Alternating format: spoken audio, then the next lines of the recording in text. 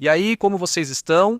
Olha, vamos falar sobre o alerta que existe para os Estados Unidos e, claro, também para o México diante de um possível ciclone ou possível tempestade tropical que pode acontecer nessa região. Vamos aos detalhes, vamos com as informações do que está acontecendo no mundo. Muito obrigado por nos acompanhar. Já estamos ao vivo, né? Se estamos ao vivo, espero que sim. Abraço à comunidade, obrigado por nos acompanhar. Vamos lá, vamos para os detalhes, né? Com o que está acontecendo. Olha, de início tem um fenômeno que está se formando. Vejam, vamos ver o que a NOAA diz primeiro. Aí está o mapa da NOAA e aqui está. Neste momento já é uma depressão tropical e está sobre o Texas. Eu já tinha comentado com vocês há alguns dias que isso possivelmente aconteceria em Galveston. Ia cair uma quantidade de água enorme. Pois é, impressionante, né? Então, diante disso, evidentemente, não é só o fato de ter muita chuva, mas também que essa chuva pode ser repentina. Ou seja, em um período muito curto de tempo, acontece um fenômeno de muita chuva. E vejam, e isso nos surpreendeu muito, porque vimos que em um período de uns 3 dias, o que ia chegar a Galveston, Texas, seria surpreendente, né? Muita água. E tantos milímetros me pareceram água demais. Não é muito comum ver isso. Se a previsão que está diretamente no índice cumprir, vamos ver a acumulação de água para que vocês vejam se isso ainda se mantém. Sim, já vejam, pelo que estou vendo, já está mudando. Já em Galveston não se vê tanta chuva e sim mais para Nova Orleans, não é? Se vocês olharem para Galveston, agora aparece com menos quantidade. Aparece nos próximos dias, ou seja, daqui para os próximos 2, 3 dias. Estou vendo já uns 40 milímetros mais ou menos de chuva, talvez até menos, não é? Porque o fenômeno está indo para onde? Para o Golfo do México, não é? O fenômeno aparentemente não está indo para o Texas. Aqui é onde está o fenômeno. Esse fenômeno, segundo a previsão, há 3 dias estaria aqui. Então Galveston agora se salva e o fenômeno vai para a região da fronteira com a Louisiana. Ou seja, Texas e Louisiana, bem na fronteira desses 2 estados, é onde o fenômeno está atingindo ou vai atingir nos próximos dias. Então qual é o alerta? Veja, há um alerta evidente por causa desta tempestade pelo que pode acontecer. E não é apenas um alerta do ponto de vista de chuva e clima, mas também um alerta sobre as atividades que podem ser suspensas oficialmente pelo governo dos Estados Unidos. Porque quando é um fenômeno desse tipo, com potencial de tempestade tropical, normalmente alguns serviços de transporte são cancelados, algumas escolas também simplesmente são fechadas. Então, se vocês já ouviram falar de algum tipo de cancelamento, por favor, comentem aí no Texas, certo? Em Nuevo León e Coahuila vai chover forte. Na verdade, já está acontecendo em vários lugares, mas digamos que é por momentos. Não é que seja o dia todo, todos os dias também não, certo? Agora sim, vai ser intenso às vezes. Ontem, por exemplo, vi chuva forte em várias áreas de Nuevo León, mas em outras estava tranquilo, ou seja, será bem variado. Isso causa inundações repentinas em algumas áreas, certo? O Centro Nacional de Furacões dos Estados Unidos intensificou a vigilância e o sistema agora é uma depressão tropical. A depressão tropical número 1. Sim, é a número 1 neste momento porque é a primeira. Ou seja, não é porque seja a número 1 em potência nem nada disso, simplesmente porque é a número 1 no sentido de ser a primeira que se forma do lado do Atlântico. A maior preocupação é que esse fenômeno se intensifique nas próximas horas. Se ele realmente se fortalecer e se transformar em uma tempestade tropical, esse fenômeno vai se chamar Arthur, sim, então talvez vocês escutem esse nome. Olha, é que Arthur se formou. Pode ser que isso aconteça nas próximas horas e sim, há muitas chances de que ele realmente se forme assim. Tempestade tropical, mas não acho que chegue a ser um ciclone, mas pode nos surpreender, então fiquem atentos.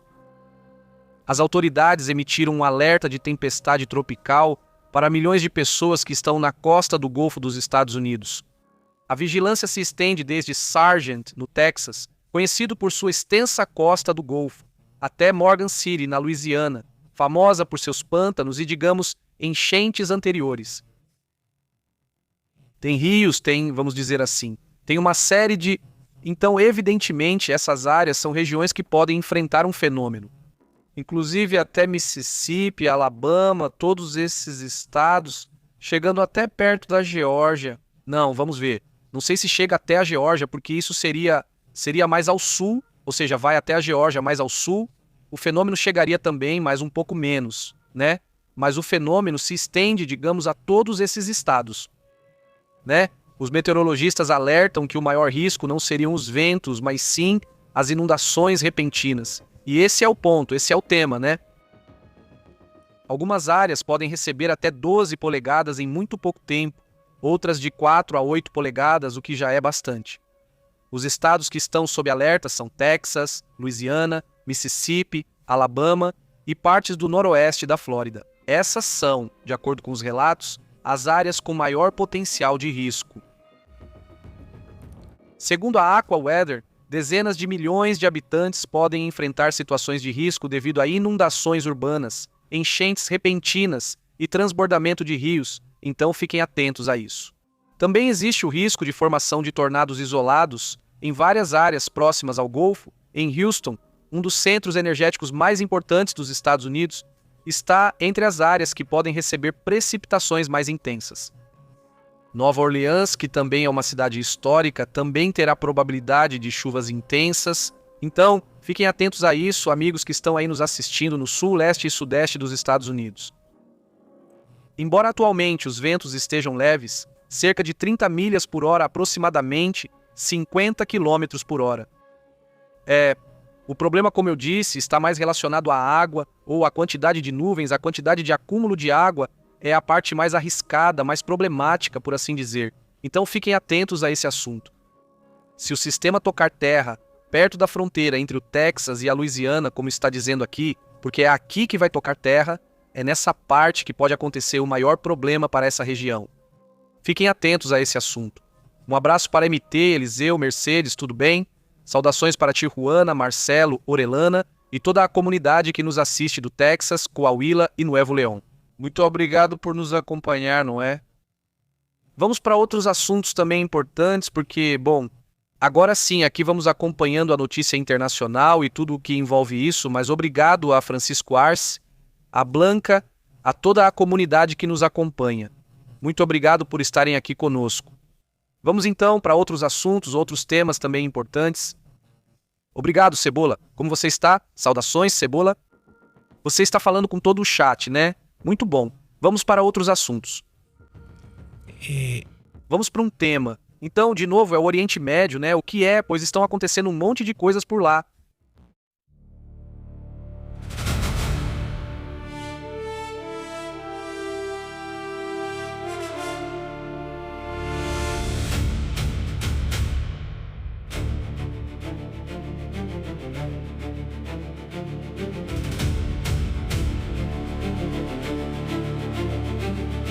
Bom, então havia um plano que o Hamas queria executar sobre a Europa, né, uma operação que estava planejada e que, evidentemente, agora que foi descoberto, imagino que eles devem estar tomando medidas nesse sentido, né? Havia um plano que o Hamas tinha contra a Europa e contra vários países do Ocidente, digamos assim, no qual eles iam realizar operações em nome deles, né? Em nome desse grupo radical que já está na Palestina. Cada vez mais se observa a probabilidade de que esse grupo comece a operar também fora da Palestina, né? De acordo com o que está sendo reportado agora, a Procuradoria Federal da Alemanha revelou que havia uma operação ligada ao Hamas que estava preparando um atentado relacionado ao segundo aniversário dos ataques de 7 de outubro. Isso ocorreria no outono de 2025, quando o ataque seria feito. Isso está sendo revelado agora. Foi coordenada a captura de 9 suspeitos em vários países, incluindo Dinamarca, Chipre, Reino Unido e, claro, o que foi investigado na Alemanha. Os detidos teriam participado no transporte e armazenamento de armas e munições, pelo menos desde o verão de 2025. Segundo a investigação, boa parte da atividade ocorre na Alemanha. Ou seja, era o centro de operações na Alemanha, mas Chipre, Dinamarca, Reino Unido, entre outros, também estavam incluídos. Entre os países que iriam operar, de acordo com a investigação, parte da atividade se desenvolvia, ou melhor, a maior parte na Alemanha. mas também detectaram movimentações na Áustria, que seria mais um país adicionado à lista de operações. Pois por parte desse grupo, as autoridades também recuperaram um vídeo no qual eles reivindicavam, ou seja, já percebe que havia um vídeo gravado onde eles reivindicavam o ataque, certo? Relativo ao 7 de outubro, o procurador federal Jens Rommel teria alertado, na Alemanha, que organizações terroristas agora consideram a Alemanha e outros países europeus como possíveis cenários para operações, para cometer esse tipo de atentado, esse tipo de situação muito grave, não é? Também outros assuntos importantes. O que está acontecendo na China, onde eles responderam ao que está acontecendo a partir de sua perspectiva. Hoje apareceu a Kaja Kallas, a responsável pelas relações exteriores da União Europeia, dizendo que na China estão treinando soldados russos.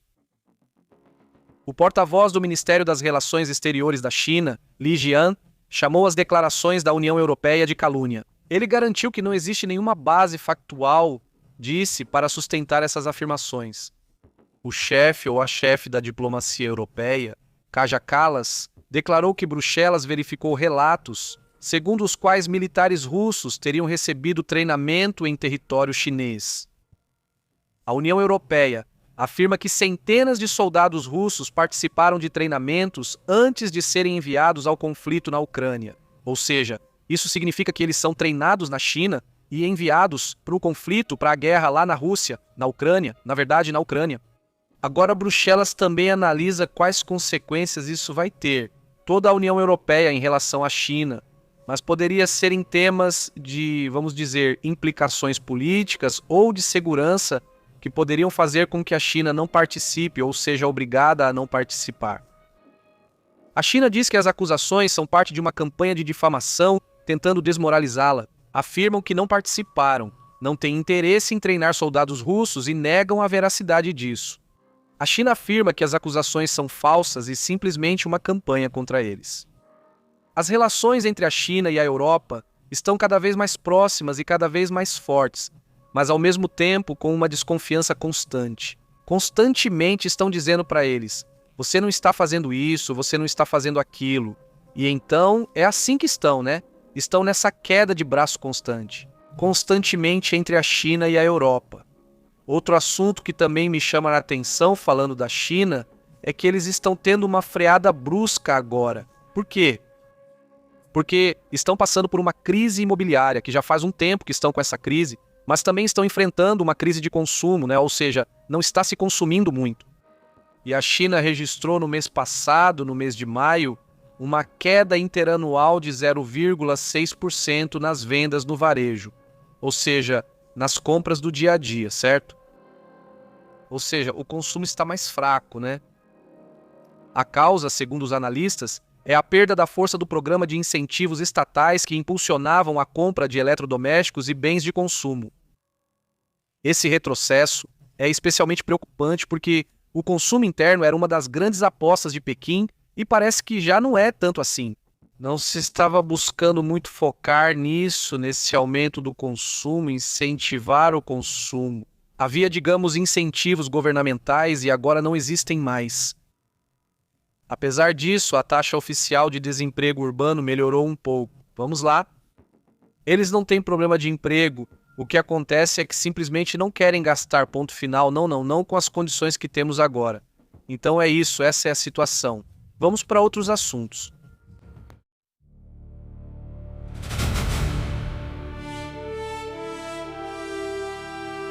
Revelaram essa imagem, vamos ver se conseguimos vê-la aqui. É bem uma espécie de peça de quartzo chamada quartzo jardim, que tem essas incrustações ou algo assim, né? Ou seja, não sei se vocês conseguem ver, mas parece um jardim dentro dele. Se vocês repararem, é como se tivesse um jardim. Ali está a pedra e quando gira, parece que tem um jardim vivo ali, né? Que é só a formação mesmo, né? Das cores que dão a sensação de que está vivo, de que tem plantas ali, né? Não são plantas, mas realmente parece, né, como uma montanha com árvores, uma coisa muito estranha, muito bonita. Então, é assim mesmo, né? E também outra imagem que chama a atenção é... Bom, deixa eu ver se a gente coloca ela do lado certo. essa imagem, agora a gente mostra esse avanço, digamos, esse avanço tecnológico, mas isso que estamos vendo aí é um acordo que o pessoal da SpaceX está fazendo com essa ideia ou com esse objetivo. Eles querem comprar a Cursor. Cursor é uma empresa, uma startup de software, dizem que é a que mais cresce entre as novas. E o que a SpaceX vai fazer é dar ações em vez de comprar com dinheiro. Agora, como as ações deles têm esse valor, eles estão oferecendo uma quantidade das ações da SpaceX para comprar totalmente a Cursor. Sim, agora não é tão simples como só comprar. E pronto. Eles vão ter que passar por um processo em que o governo vai decidir se concede ou não a permissão. Porque são empresas super grandes, uma empresa enorme comprando outra empresa enorme, nesse caso de software de programação. Sim, então se isso acontecer, SpaceX teria o desenvolvimento de chips avançados para a área espacial, mas também para o dia a dia e outras coisas. E ao mesmo tempo também teriam o desenvolvimento de código extremamente bom, vamos dizer assim, né? Então teriam o código, teriam a ferramenta física, por assim dizer, os chips e tudo isso. Então com isso, eles estão meio que fechando o ciclo para crescer ainda mais, né? Isso também vai ser interessante caso eles tenham permissão para fazer a compra, né? Porque isso também já depende. Mas também é mostrado. Essa tecnologia, né? Eles consideram que essa espécie, tipo uma motinho pequena, é solar. Se você reparar, ela tem seus painéis solares ali. E eles garantem que isso é, bem, o mais próximo que existe agora de ter uma espécie de transporte que, ao mesmo tempo, tenha energia infinita, né? Ou algo assim. É o mais próximo, não é que tenha energia infinita, ainda não consegue. Ou seja, não pode continuar e continuar e continuar sem parar, provavelmente. Bom, quando anoitece, a energia acaba, ou seja, mas pelo menos você estaciona no sol e aí o seu aparelhinho, a sua motinha, vai recarregar, né? Chama-se Lightfoot. É uma espécie de patinete assistido por energia solar. Tem painéis solares integrados que ajudam a aumentar o alcance recarregando a bateria enquanto você está estacionado no sol. Ou seja, você pode conectar, mas também pode recarregar enquanto está no sol. Simples assim, né? Pois bem, eles vão avançando nessas questões, né? Vamos para outros assuntos importantes.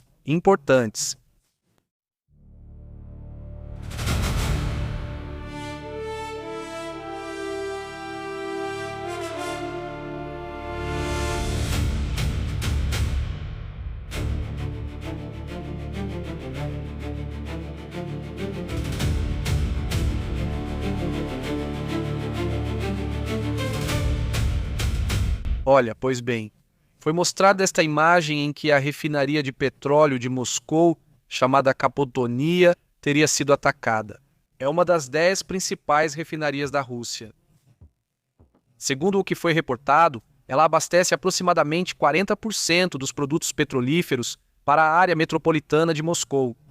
A refinaria de petróleo deve proporcionar independência total para a área metropolitana de Moscou, incluindo o combustível necessário para os aeroportos locais.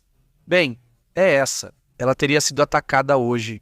Isso também, bom, é uma parte importante. A Ucrânia está adotando cada vez mais essa estratégia de ataques com drones contra esse tipo de lugar, não é? E aqui vemos outra imagem, não é? Dos drones. Lá vão eles.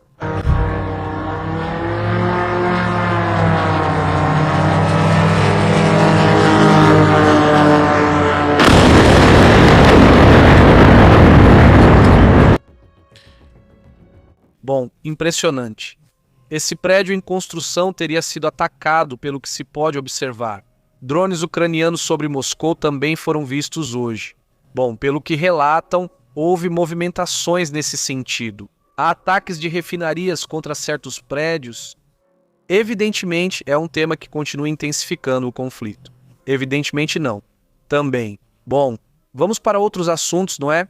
Vamos para outros temas também interessantes. Muito obrigado. Aliás, pessoal, deem uma olhada nisso. Vamos ver se eu consigo colocar aqui, porque continua caindo, né? O petróleo continua caindo. Já está de novo perto de chegar aos 70, ou a casa dos 70. Está quase assim a um passo de chegar já aos $79. Não. O petróleo continua caindo e o Texas já está nos 75. O Texas já está mesmo em $75. Como vocês podem ver, ou seja, sim, parece que pelo menos há confiança por parte dos investidores de que as negociações estão indo bem, né?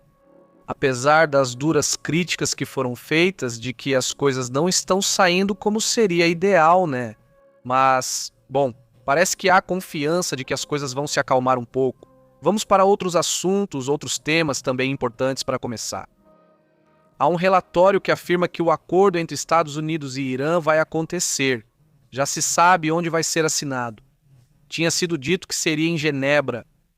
Vai ser em uma estação de esqui chamada Bürgenstock. Sim, nessa estação de esqui nas montanhas. É lá que supostamente vai acontecer a assinatura, não é? Esse lugar fica perto de Lucerna. É de acesso muito difícil, então também é muito fácil de vigiar, segundo dizem. E claro, lá vão estar mediadores do Paquistão. Lá vão estar cataris, ou seja, estarão presentes o Ministério, o Ministro das Relações Exteriores da Suíça, além dos Estados Unidos e Irã.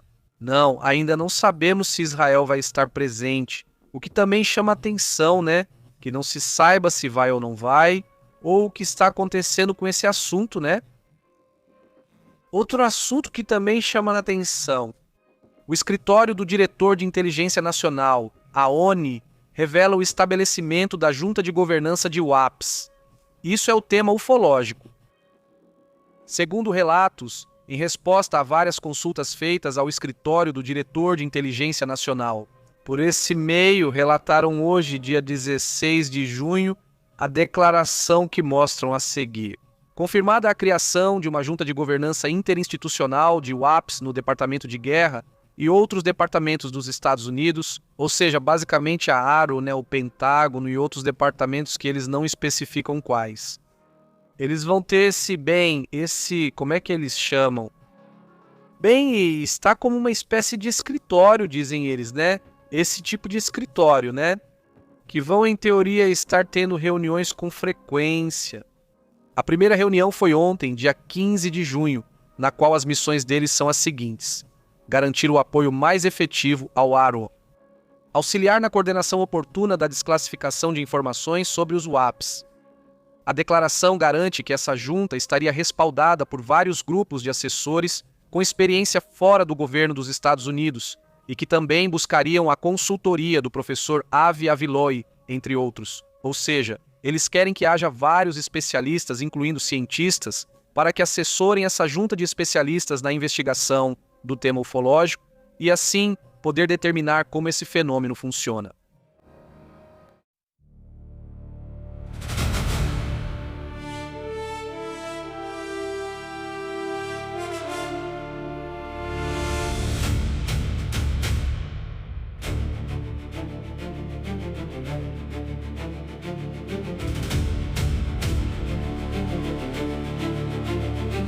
A indústria de navegação está alertando que a reabertura total do Estreito de Hormuz pode levar semanas. Apesar do que estão dizendo de que Hormuz já está aberto e que não sei o quê, a indústria naval diz que ainda faltam semanas para que isso aconteça. Só para começar, por exemplo, para poder remover as minas. Desde a primeira semana do conflito, os iranianos perderam minas que não conseguem localizar. Algumas afundam bastante, segundo relatos sobre o tráfego. Para que o tráfego seja retomado e mantenha certa normalidade, ainda levará semanas, conforme garantem. Yotaro Tamura, diretor executivo da Mitsui OSK, afirmou que muitos navios vão esperar para retomar a navegação, apesar de Donald Trump garantir que já está parcialmente aberto. Pois bem, ele diz que não. O presidente dos Estados Unidos afirmou que a rota vital do petróleo estaria completamente aberta, o mais tardar, até sexta-feira desta semana. Mas, pois bem, pelo visto, vai demorar semanas a mais do que o esperado.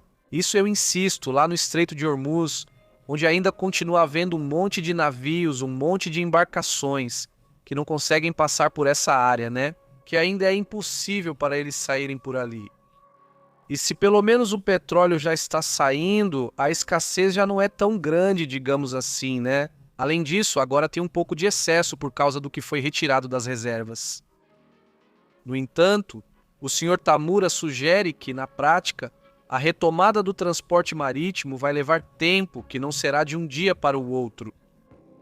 Ele diz que isso implica uma logística que é lenta, que também, dentro dessa logística, existem riscos que podem surgir ao longo desta semana e que ainda não se sabe o que vai acontecer. Então, bem, há desconfiança também, claramente, sobre o que está por vir. Então vamos aos assuntos.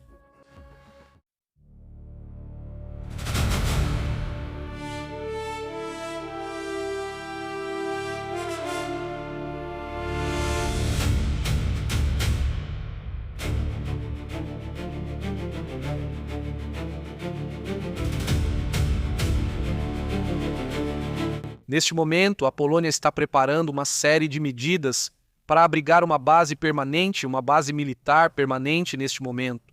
A série de medidas, digamos, e as medidas e tudo mais já estão sendo realizadas por parte da Polônia.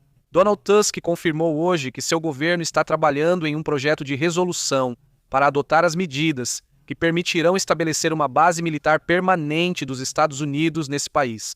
Então, fiquem atentos a isso também. Com esse tema que certamente será muito interessante e que estão criando condições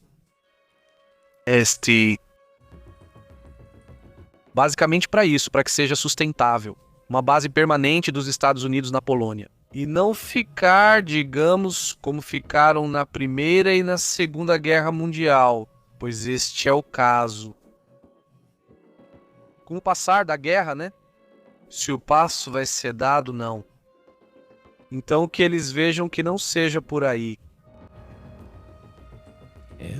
Sim, ok, sim, exatamente. Ou seja, segundo relatos, é preciso criar condições logísticas, financeiras, organizacionais e de alojamento para receber milhares de soldados norte-americanos em operação e treinamento na Polônia.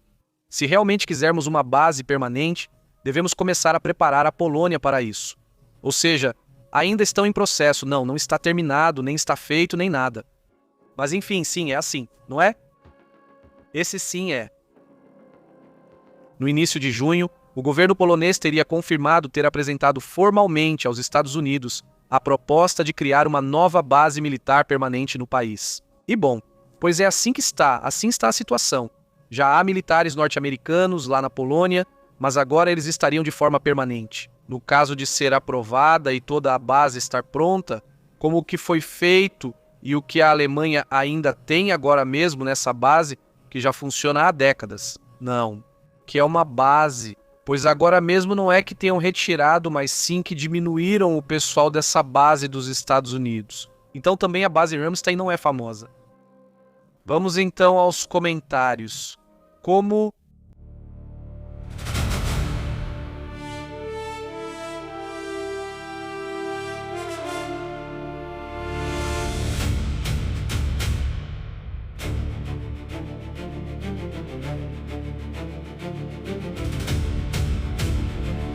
um momentinho, por bom ver. Aí, diz Luz Pepe. Acho que Trump não vai chegar a assinar o memorando. Quem diz isso é Billy Hernandes. Também acho difícil, mas vamos ver o que acontece na sexta-feira. E caso seja assinado, quanto tempo dura, não é mesmo? Não. Antônio, como você está? Saudações para Grapevine, Texas. E você, Francisco Arce Cebola, como está? Obrigado a todos que estão na live. Ajude-nos a compartilhar e obrigado também por se inscrever. Como vai, César Torres? Muito boa noite, você disse que esse clima está maluco, né? Saudações, César Garman. Muito boa noite, muito obrigado, saudações para a Argentina. MMT Liceu Blanca, um grande abraço, Mercedes Marcelo, e obrigado a toda a comunidade que chega para este resumo informativo. Vamos então, mais adiante voltamos com outro assunto importante. Temos um assunto pendente, temos uma atualização pendente sobre o que estão relatando de um complô na Casa Branca. Acho que não vai poder sair agora, mais adiante estaremos reportando, já com todos os detalhes. Muito obrigado por nos acompanhar e outras coisas que estão acontecendo no mundo, muito obrigado. Fiquem bem, nos vemos daqui a pouco, até logo.